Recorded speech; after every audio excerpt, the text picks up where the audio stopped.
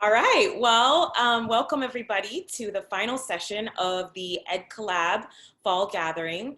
Thank you so much for joining us today. Here with me, I'm Julia Torres, and here with me is author extraordinaire and my friend, Tiffany D. Jackson, the author of Allegedly, Monday's Not Coming, Let Me Hear a Rhyme, and Grown. So welcome. We are so happy to have you here today with us. I know that you've gone through a long day of professional development. Hopefully you've been inspired by some folks and you've learned some new things and gotten to make community online.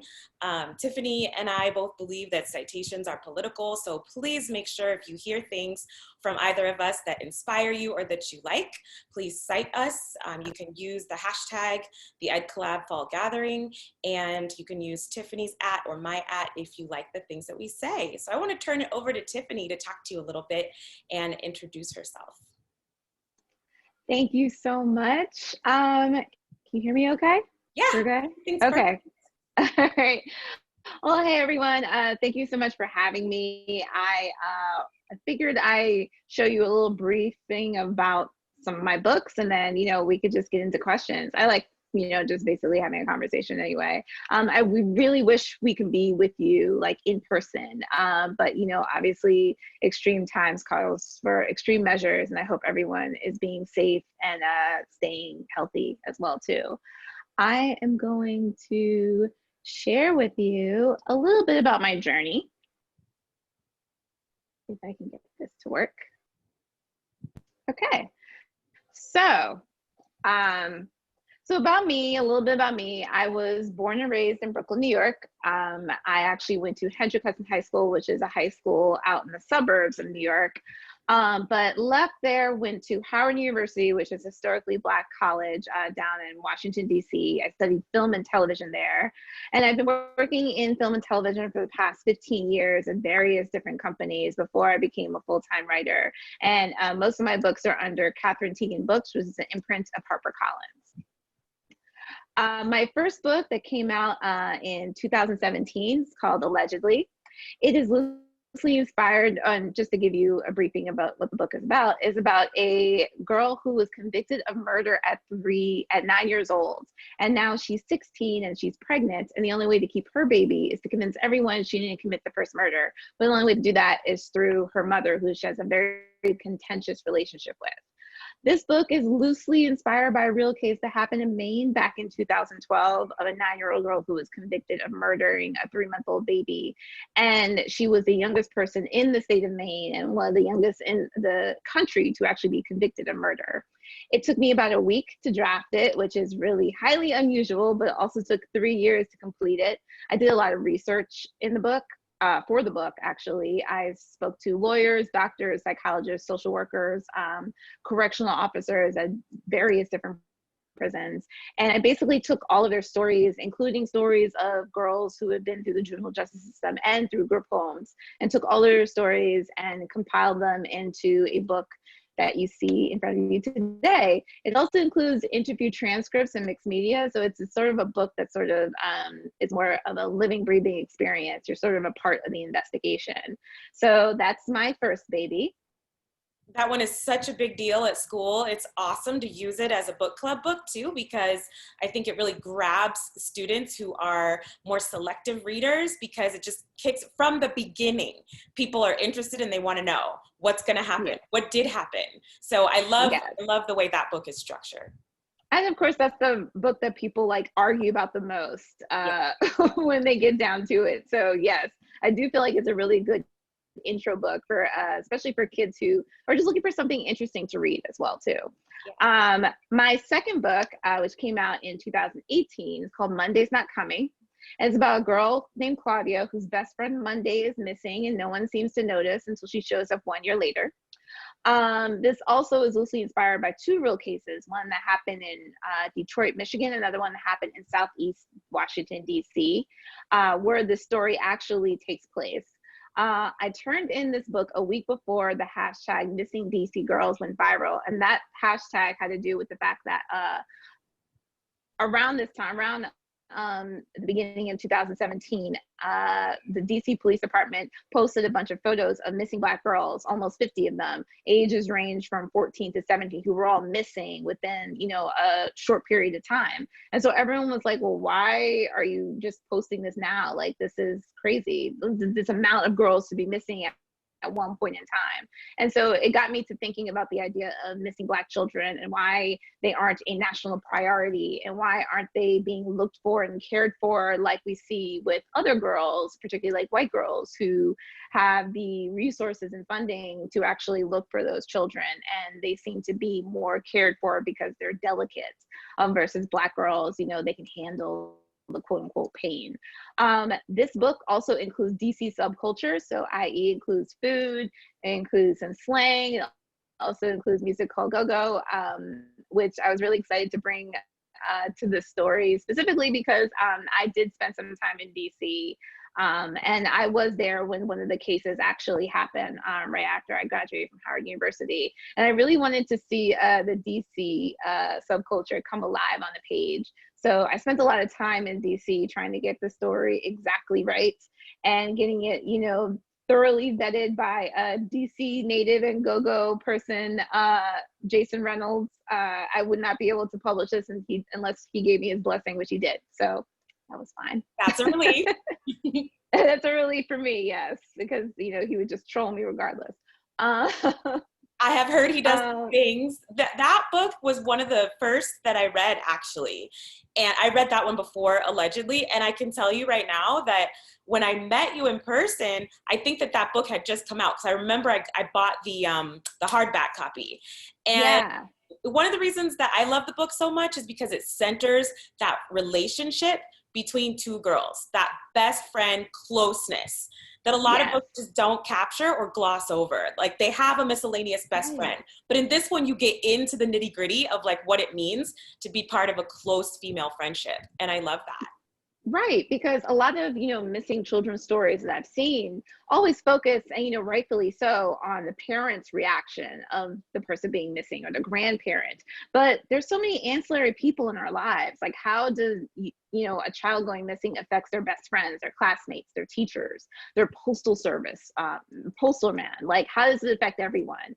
But particularly with best friend relationships, and, I always make this comparison when I talk to people, or I talk at school visits. I always tell kids that your best friend is honestly, the first real love of your life.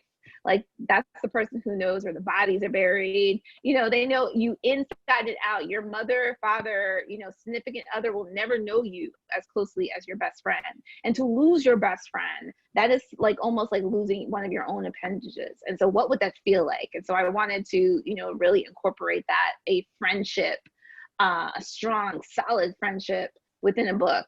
So that was sort of my mainstay in the midst of all of everything else that was going on in the book. That was the main point of the book, is like a friendship story. Well, you did that successfully, and I believe there was an award associated with this one. Can you tell us about that? I did get the Torres King John Steptoe New Talent Award for this book, which was a complete and total shock for me.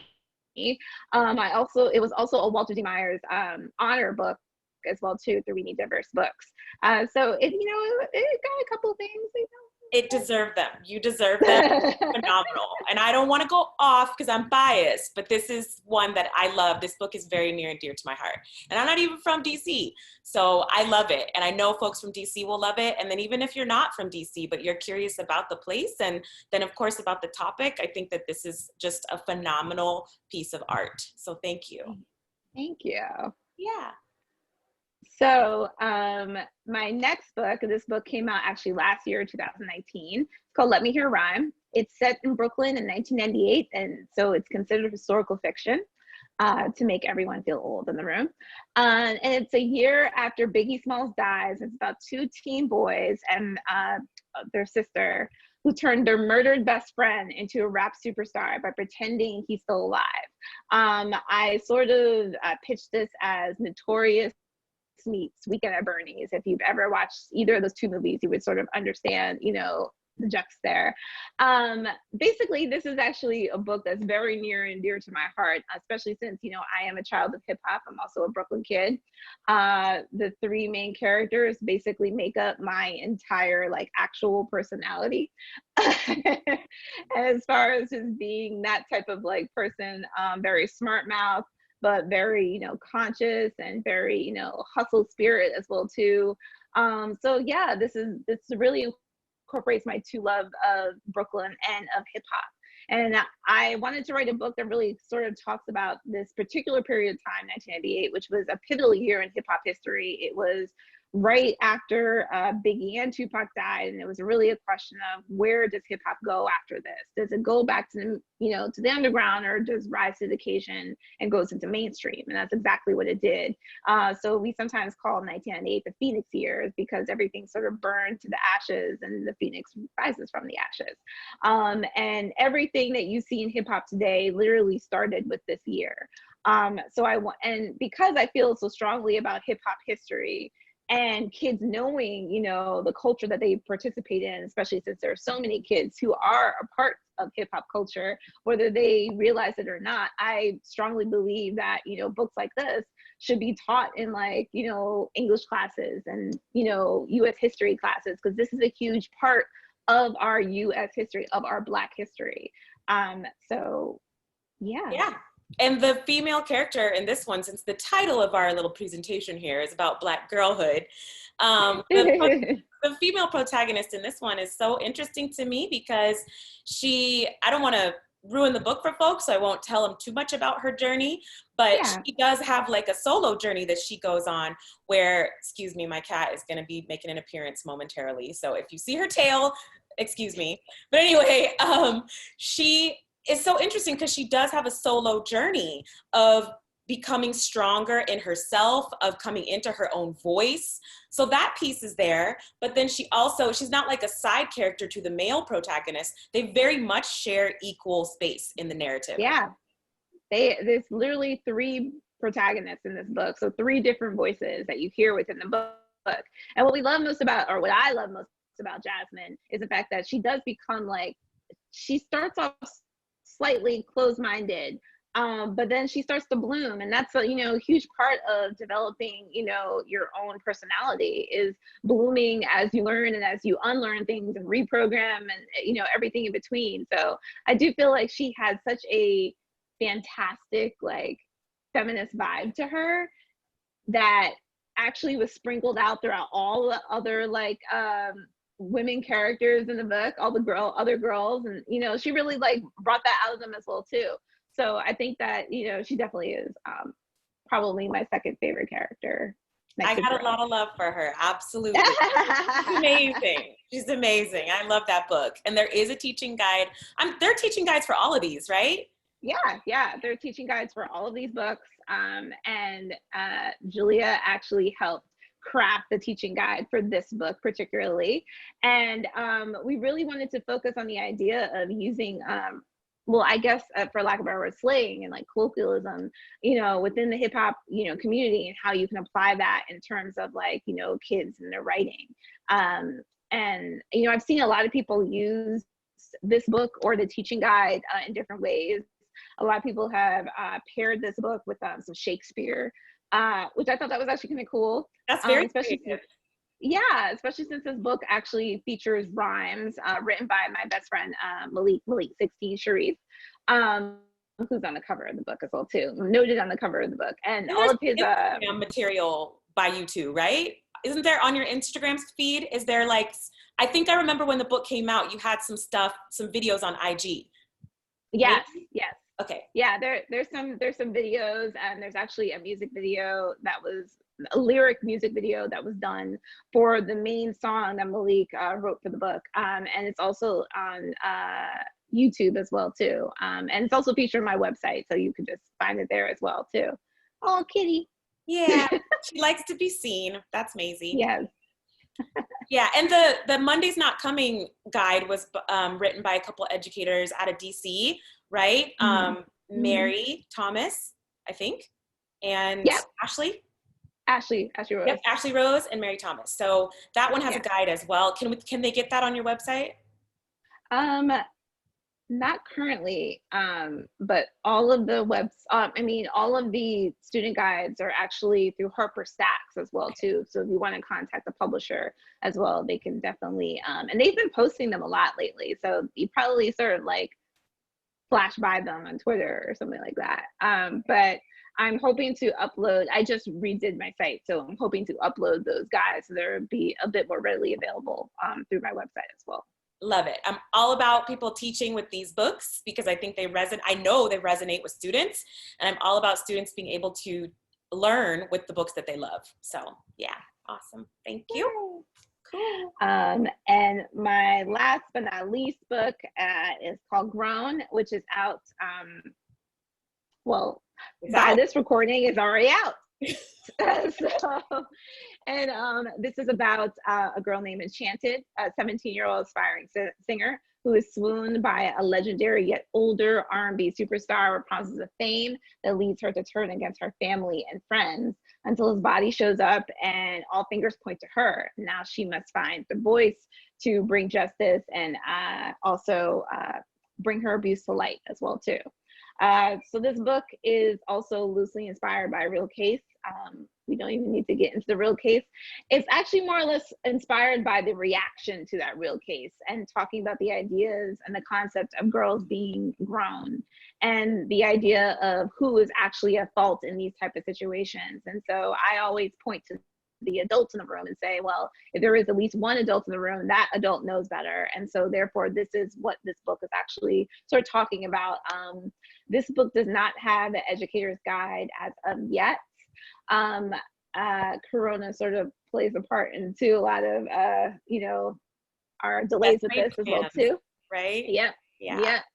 But I will say that this book also has resources at the back of the book. There's also an author's note that speaks to my experience because I also had an age inappropriate relationship at a young age.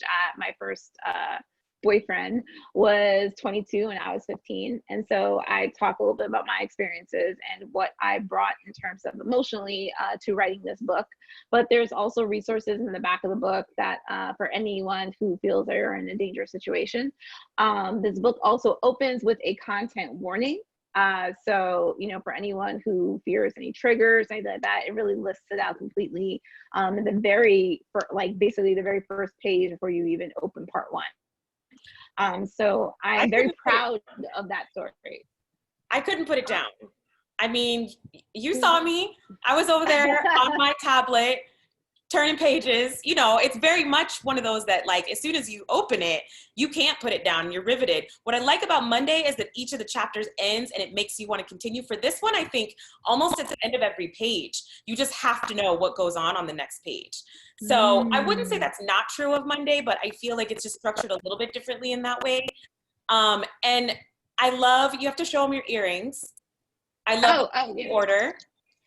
Yeah. This is the pre-order campaign. It says Grown, which is just like the I wear these now like everywhere, but just also like kind of like my standard practice. And I already had bamboo earrings like before I even got these, so this is basically my uniform. That makes sense. I love it. Yes. I'm waiting on mine to be here. Yes. So those are, one other thing I can say about Grown is that it is a tough read. It's a very fast read, and it's a very necessary read in a lot of ways, especially for girls who could potentially find themselves in this particular circumstance. But I'm sure we're gonna get into more of this. So let me stop screen sharing. We will get into more of it. Yes. Yes. Yeah. I can tell you that though there are similarities as a reader between your books, I do find them each to be distinctly different in tone and then my emotional reaction to them. I think for Allegedly, it was like, oh yeah, okay, oh yeah. And then there's surprises that it just takes you by surprise, at certain points. And I think Monday does that too. Monday is more for me, I fell in love with the two protagonists because I have female friendships like that, where I just saw that depicted on the page. And so it was a more gradual emotional experience for me. And then Let Me Hear a Rhyme has those ups and downs, a lot of the ups and downs, just like songs do. So I love Yeah. that, and then Grown for me was like shock after shock, but not in a bad way, Tiffany. It was like, you should be shocked by what's going on. And then if you have ever been in those shoes, or if you've ever had an age inappropriate relationship, which a lot of us have, unfortunately, especially a lot of Black girls, because we are, as your Cosmo article says, we are forced to grow up a little bit too soon, a lot of times, or treated like we're older than we are. So though they have similarities, they're each unique. And I just love the way that different parts of you have come out in each of them, and how you connect to each one of us in a different way with each book. So what do you think so far the response has been to Grown? I haven't. I'm be honest. I've actually heard a lot of positive feedback about this book, which I was not expecting. I honestly thought I was going to be dragged. I thought that this book was going to be like, I thought I was going to get everything wrong. So, before, I would have told you, I would have said something. No, and that's why I had you read it. I had like every Black woman I know read this book to be like, like anything is wrong, just let me know, and I will change it immediately. Like, we didn't even really, I don't think we went to print until June, and even up until then, I was like, are you sure you didn't see anything wrong with this book? So far, the only kind of like the few reviews I've seen that have been, their negative comments, has noted that the main character, Enchanted, was slightly naive. And I was like, well, see, you just sort of played right into what I was talking about. The idea that this Black girl can't be naive, that she's supposed to be all knowing and all wise at this age. Like, you sort of play into the stereotypes that Black girls are supposed to be more adult-like than everything, than what you imagine them to be. So those kind of reviews, I was like, oh, well, yeah, you should probably check your own internal biases and what you think Black girls should be like. Well, maybe. And even that notion of holding on to naivete or being naive is a bad thing, maybe remaining, I mean, though we have to protect ourselves early, I think that state of innocence is taken away from a lot of us really early. Like you said, we're not allowed to remain in that space of naivete for too long. Because, when you're a small child, you might learn about, somebody's uncle who has inappropriate behaviors or mannerisms toward them. Or you might, go to summer camp and have a traumatizing experience. So I really respect the fact that you were bold enough to talk about it, but also sensitive enough to recognize that it could be triggering to folks, and that it would bring up those emotions, but that it's healthy to talk about the emotions and what it brings up for folks, And that's something that, like, one of the things that comes up a lot in terms of, like, Black literature in the YA space is, like, the idea of, like, all these Black pain books. And I always have to, declassify myself from that, because I'm like, I write in the thriller genre. So there has to be some type, of mystery. Like, I was like, you can't put me into that sort of group without, like, recognizing the fact that I'm actually in a genre. And to be quite honest, there's only 3 Black authors in the YA space in the thriller genre. So we are a very small margin. But when I also consider that, I also need to remind people that if we don't actually start talking about and really bringing up some of the bad things that are happening, they sort of become, like, they're easily forgettable, quite frankly. And so I always like to remind people, like, hey, like, we can find a way to subtly talk about something, our own internal biases, and also make it something that is, I hate to say the word entertaining, but unforgettable for kids. Because remember, we're writing these books for kids so that they can actually be better adults than we are.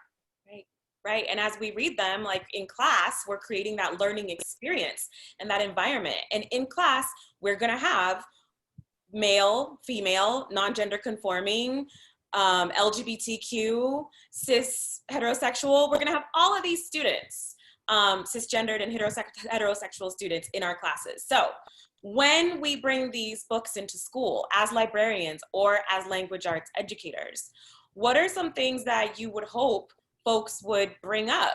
Of course, there's the, the hypersexualization of Black girls. But as we look at all of your books as a whole, what are some things that you hope would be teachable moments for folks? I think the biggest teachable moment is the idea of the adultification of Black girls. The idea that, Black girls are so self-sufficient on their own that they don't need, someone to watch out for them, that they supposedly know better than other students that are surrounding them. And so therefore they don't deserve, the same level of protection and level of care. And I think that that's something that sort of is a theme that happens literally from Allegedly to Monday's Not Coming, somewhat in Let Me Hear a Rhyme, and also in and definitely in Grown, is the idea that, there's this misconception that, that Black girls know what they're doing, and that we don't really need to worry about them the way we need to worry about other students who aren't exposed to the world like Black girls are. And I'm like, well, no, you still should be looking for the Black girl, even though you think that she's missing because she quote unquote ran away with her boyfriend, which is a lot of the reason why police officers don't look for Black girls, because they think they're being grown and going to go look for their boyfriends when a lot of the time they actually were kidnapped. Yeah. I think that's where I get frustrated the most, is the idea that, these girls don't have the right to be cared for. Yeah. And so my hope is that when you have these kind of conversations in classrooms, is to remind your students, and to have students remind each other that, hey, like, these are our peers, these are our classmates, these are our sisters. Like, we should be caring for them as much as they care for us as well too. And that, I mean, I can't tell you how many times I've been in classrooms where like a boy will actually raise his hand and say like, oh, well, she probably was doing something. I'm like, well, where did you get that idea from? Mm-hmm. And typically 9 times out of 10, it's their parents or older brother, injecting that type of information into their psyche. And so that's why a lot of times it's about unpacking and really exposing and giving kids the full scope of the story, which is what we're doing in Grown, is giving kids a full scope of how a girl can be brainwashed. How can a girl wind up in this type of situation? Even if that girl is from a 2-parent household who wants for nothing. Like, how does something like that actually happen? Because a lot of the kids just think that it's something that, oh, well, she was just being dumb. No, that's not the case at all. And so one of the reasons why why I want to write these type of stories is I really want to lay out the foundation of exactly how something like this can happen, rather than you just sort of hearing it from one of the adults maybe that's surrounding you. And a lot of times folks don't hear about it, right? I appreciate that each of these books sheds a light on something that, for whatever reason, if it does make national news, it's just a blip. Whereas people will spend weeks or months or years talking about Elizabeth Smart, for example. And then they'll have a People magazine that comes out on the 5-year anniversary of Elizabeth Smart getting found, but nobody's really talking about us. Right. Very long at all. There was there was an article about how there were 39 girls found in a shipping crate in Georgia. 39 Black girls. Alive. And they were all just recently kidnapped through the human trafficking system. And to me, I'm like, that should have been bigger news, that you found all these children alive in a damn shipping crate in Georgia. I was like, why is this not like, this should be on every news not channel. A headline, right? Yeah. Why is this not on the cover of People magazine, as we just discussed? Like, why aren't these things important? And the way that we're asking these questions, we need to have kids asking these questions too. Yeah. Like, and this is what I tell kids all the time, just because you can't vote, that doesn't mean that you don't have a voice. Right. That you could still march up into anyone's, town hall, board meeting, and demand to know, like, why aren't these things happening? They have to answer you. Yeah. Yeah. Well, and not only that, but I think it does start in our school communities. We know that Monique Morris wrote that book, Push Out, and she talks about how Black girls get pushed out of our school system. We get erased, and then as adults, if you're a Black educator, then a lot of times folks just will either co-opt your ideas or they'll just erase you completely and not listen to your voice. But yet, how can I be the angry, loud Black woman and still the person who gets ignored and erased and silenced and has my ideas co-opted at the same time? Like, how does that work? Like, how could that's right. exactly, and that exactly is a part of the whole idea of adultification of Black girls, is the idea that, hey, we are speaking, we are being brave, and we're speaking, and we're telling you that this is unjust, and then you call us adults and then say that we should know better, and we're like, no, we're just actually trying to tell you that this is a problem, that something is wrong. And so it's almost like a double-edged sword sometimes. And I believe that the change for that really starts within our own sort of programming, internal programming of how we see girls, and particularly how we see Black girls. And so that's why I guess I keep starting with kids, because I'm like, some adults are we're old. Yeah. And it's hard to change exactly our thinking. And I am guilty. I'm definitely not perfect. And I'm still sort of trying to unlearn things that have been taught to me. And I talked about this actually recently in that Cosmo article, about saying how some of the programming that's in my mind was passed down generations. The idea of being grown, or not wearing a short skirts, or whatever the case is, don't draw too much attention to yourself. That was all passed down, as not because our mothers and grandmothers inherently thought that young girls were like, evil, treacherous, Jezebels or anything like that. But no, it was more passed down as a form of protection, because they were aware that, we rarely got justice. So they were really, truly trying to spare us a lot of the grief and pain that they have seen since basically the beginnings of our enslavement. So I think that, we also need to sort of like step back and have some compassion for some of the women that have been trying to protect us unfortunately, in the only way that they know how, is through fear tactics. And so I also have to give myself grace as well too, but I'm hoping that, let's start with a different generation. Let's not teach the ideas of being grown to, young kids, and, having them call each other that as well too. Well, and it's interesting too, right? Because they'll often say, oh, you just think you've grown. So there's that, you're acting too big. And then there will be like the conversations about, okay, I'm going to need you to grow up. And I need you to dress like this and act like this and be professional. That's language you hear a lot in schools directed towards students. I need you to, be prepared for the future world. And we do have a tendency to talk to our students as though they should know better all the time, when a lot of the time they are kids and they're trying to navigate the world, and they're trusting that we're going to have their best interests at heart, not necessarily the adult agenda, which is why I love so many of the books that are coming out now, because it's very clear there's no like adult agenda here necessarily. There's just a desire to tell a good story in a way that perhaps will teach kids something, but then also will be enjoyable for them, Oh, no. Yes. You froze for a minute. I think that was always like, that was something definitely missing. Oh, you see me? You're good now. Yeah. Okay. I think that was something that really, played a part in my childhood in terms of like, how I absorb books. Because if they weren't enjoyable, or they weren't at the least very much, something giving me that same thrilling feeling that I had just living like in Brooklyn. We've talked about the subway many times. Like that sense of rush and urgency, and just that the feeling of survival. Like, just I need that. Those are emotions that I can understand, and I never really got that when I was younger. Like a lot of books that it just seemed like they were in suburban environments, or they were in country settings. And I'm like, I know nothing about any of that. So I need books that actually speak to my emotional language. And also something that I won't just like read and forget.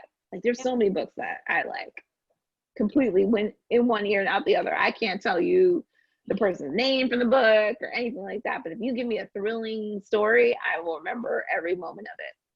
Well, they say that you're supposed to write the books that you want to read, and that's what we tell our young people to do. So I Yes. have some questions for some young people. Okay. So is it okay if I just hit you Yeah, up with yeah. these random order? Yeah. Okay, so one of the questions is, when you're not writing amazing books, what do you like to do in your free time? So before Corona, so BC, BC. I used to enjoy traveling a lot. I used to travel all the time. I also used to like kicking it with my friends. I used to love going to parties and dance and sweat it out. And, you know, sometimes dancing is very much like your therapy. And I very much miss my therapist in a lot of ways. But yeah, I used to enjoy being outdoors and living my life and having a life, quite frankly. Yeah, I hear that. I hear that. I love those things too. And the most that I get these days is getting out here with my dog most of the time. But sometimes I go up into the mountains and, you know, we enjoy what we can where we are, but I hope we get to travel again soon. I miss Yeah, yeah. that. Who or what are you most inspired by? So talking about maybe like Mm. people or books or places, cultures, anything that you're most inspired by. I am inspired by the regular girl. Like I have this debate all the time. I feel like the regular girl, like the regular girl who's like, you know, round the way girl from the block or whatever, who doesn't feel like her story is good enough to be told. Mm-hmm. And that person inspires me because everyone has a story to be told. Mm-hmm. And I think when I think about those girls, when I think about like regular girls, like even me, I very much consider myself a regular girl, but I also have had moments where, you know, I feel like my story needed to be told. So those girls are the ones the quiet ones, you know, the ones who are holding in so much for so many people. I feel like those are the people who, those are the girls who inspire me the most. Those are the girls that are woven throughout your characters. Can we read about them Yeah, a little bit? yes, they're the ones. So I think knowing that there's so many other girls out there whose stories deserve to get told, I feel like I have a long life ahead of me of just writing stories that really just speaks to their experience. Yeah. Well, I can't wait to read them. I do enjoy them. So that's good news for us to hear. What is a book that you've read that you didn't think that you would like, but you did? New or old? Somebody you know, somebody you don't. Doesn't matter. Actually, I was just talking about this with my mom. So which is funny because now I talk about her all the time, like, oh, you know, my literary grandmother and stuff like that. But I really thought that I was going to hate Toni Morrison's Bullseye.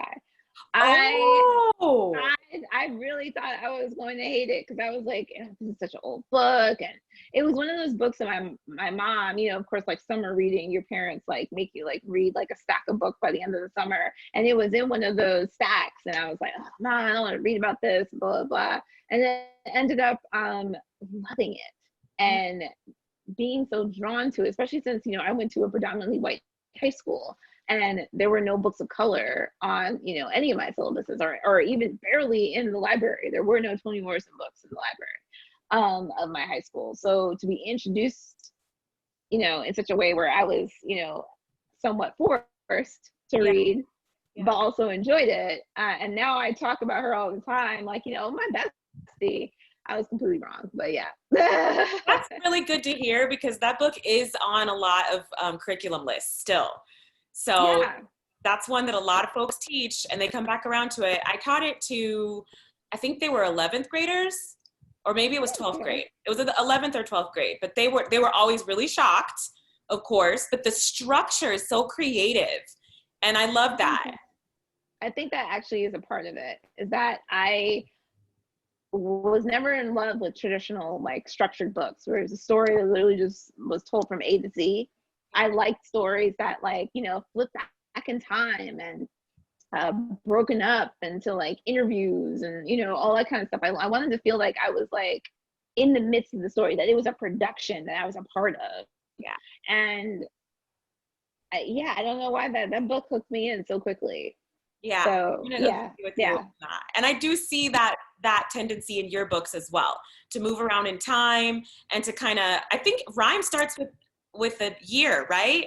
Or at some point, yeah, it tells you like the setting right away. Just like a movie, it's going to drop you in the setting in Brooklyn. You can smell it, you can hear it, you can see it. You know, I like that. Yeah. About it too. So, what do you enjoy most about being an author? That's a good question. Damn. I think I enjoy most the developing of a story. Like as soon as I get an idea and all of a sudden I'm like, this may actually work, and I start like drawing out the outline and then researching and realizing like, and then maybe coming up with the ending that I may change eventually and it turn into a plot twist, which all my books have. That rush of excitement, like, oh my God, this may work. That's actually my favorite part about being a writer. I don't know so much about like the actual like writing part, because it could be a little exhausting, especially, you know, being a full-time writer, you are basically working for yourself. You are the administrative assistant, the accountant, the marketing guru, graphic designer. Now I'm my own videographer and photographer. Like I am all the things. So I rarely, like 10% of my time is actually writing, and I clutch on to that time, which is probably why I miss traveling so much, is because I was able to write undisturbed. But now I'm not. Yeah, but you're making such good content for us. I saw a video the other day with you and Ashley and Nick and Danielle. I think that's everybody who was in it. Yeah. Promoting Grown, and that was really great because it had that personal feel, but it also high production value. So congrats on that. It looked really good. Thank you. It was great. Yes. Those are really important for our students to see. So, last question. Okay. We're already kind of nearing that time. Is there anything that you can tell us as far as clues or any information you can reveal about your next project? I know Grown was just born into the world, so we are still talking about Grown, but what can we look for from you in the future? So these books were announced, so it's not even super secret information. Okay. But my next book is called Smoke, which is set in a dilapidated city in the Midwest, and it's about a newly mixed family who moved into a renovated home that's surrounded by dilapidated houses, and the young woman thinks that the house is haunted, but it may be something far worse. So it's sort of a mashup of The Haunting of Hill House meets Get Out. Ooh. And so it's technically my first psychological horror. Okay. So it's sort of like a psychological thriller, I guess. It's very much still in the same vein. And then my book after that is actually a Carrie retelling set at a school's first interracial prom. And that book, I'm actually really excited to like finish writing whenever I get to that. So yeah, my next two books are sort of in the horror genre, and which I'm really proud of, because one, I've been watching horror movies since I was 4. Like that is my jam from the get-go. And two, there's not a lot of Black women in that space. And so this is gonna be another one of those things where I'm like, I am by myself, hi, be my friend. But I think it's necessary because there are so many girls who were like me, who were always reading horror novels in like high school and didn't see enough of me on the page. So I'm excited to give students that. I my child is going to be in the background shortly. Okay, I'm recorded. Bye. I love you. This is recorded. I'll see you later. Okay, love you. So one of the things that I think is so important for our educational community to remember is that right now, Black female educators are absolutely in the minority. And as you mentioned quite a few times, Black female authors of children's lit are also in the minority. Yeah. So in order for us to have more, we're going to have to change some things. So, yeah. you know, our parting message, what can you tell folks that, you know, you'd love to see 10 years from now? I feel like we're doing it. I feel like the work that we are doing in these, you know, pivotal years are really inspiring kids. Like, I can't tell you how many times I've gone into school visits or in detention centers in prisons and actually have said to a kid, like, wow, you're a writer? Like, and I think it's just a physical, like literally physically being seen. Whether it's physically seen or even, you know, on the interwebs, like, is really changing the dynamics and making kids like sort of open up and be like, oh, like, I can do this. Which is something that I didn't have as a kid. I didn't have like a writer that looked like me walk at, hell, I never met a writer until I became one. So I think that it's about just like keep doing what we're doing on top of actually like also being uplifted by our, you know, other sisters and brothers who can see that we are, you know, of the minority. I really appreciate everyone who has taken a moment to uplift me as well too. And so I think, yeah, that would be my first thing. But I'm sure there's so much more to doing right now. I would agree. And you have very much, you know, uplifted and supported me pretty continuously in my library. So I'm very grateful to you for that. And I'm super excited that, you know, the world is going to get to know about your books and about you through this presentation that we were able to put together. So thank you for making time during this awesome, amazing release week to speak to the Ed Collab folks. So excited. Yes, I really appreciate you guys like having me here. And you know, yes, like I said to Julia all the time, I mean, like, if I had a teacher with a dope head wrap, they, like, you know, or a librarian, I'm sorry, a librarian. It's okay. With a dope head wrap, that would be even more for me. Like, extra. She's doing the most. The most. I would be like, oh my God, I can do this. So yes, thank you for being such like an awesome, like, you know, responsible. Yes, all the things, girl. I mean, I always pick you up, but like, I'm still saying, like, you know, I don't think you realize how incredible it is to like your physical presence, like how that actually makes like such like a mark, even on other teachers' lives. So yes, pick yourself up. Hey, you know what? I mean, we're out here at the Mutual Admiration Society. That's really all I can say. You know, I have a gold dress on today. I was trying to be like mutual low-key fangirling, you know, match the cover of the book.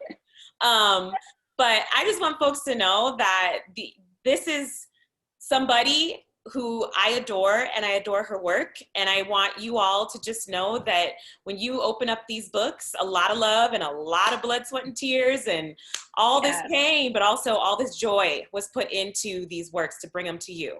So so that's what we've got for you today. Thank you so much for joining us. Thank you. Okay, I'm gonna stop it. Ooh. Okay.